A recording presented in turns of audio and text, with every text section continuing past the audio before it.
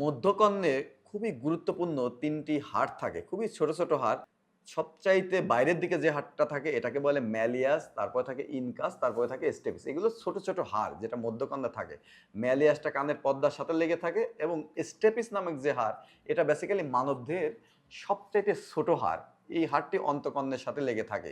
এই প্রত্যেকটা হাড়ের নানাবিধ সমস্যার জন্য কানের ভিতর শব্দ করতে পারে। এবং এই হাড়গুলো একটার সাথে একটা লাগানো। ১ম এ সাউন্ড ভাইব্রেশন বা সাউন্ড ১ম এ কানের পর্দায় আসে। পর্দা থেকে ম্যালিয়াসে যায়, ম্যালিয়াস থেকে ইনকাস, তারপরে স্টেপিস, স্টেপিস হয়ে অন্তঃকর্ণে যায়। যদি এই হাড়গুলো একটার সাথে লেগে থাকে এবং নড়াচড়া করে, একটা থেকে সাউন্ড আরেকটাতে পাঠায়। কোনো কারণে যদি এই হাড়গুলো ফিক্সড হয়ে যায়, একটার সাথে লেগে গেছে, তখন আপনার কানের ভিতর করতে পারে। অথবা কোনো কারণে যদি এই হাড়গুলো পরস্পরের সাথে সংযোগ বিচ্ছিন্ন হয় অথবা এদের মাঝে যে জয়েন্ট, এই জয়েন্টটা ডিসলোকেশন হয়, জয়েন্টটা ভেঙে যায়, তাহলেও আপনার কানের ভিতর করতে পারে।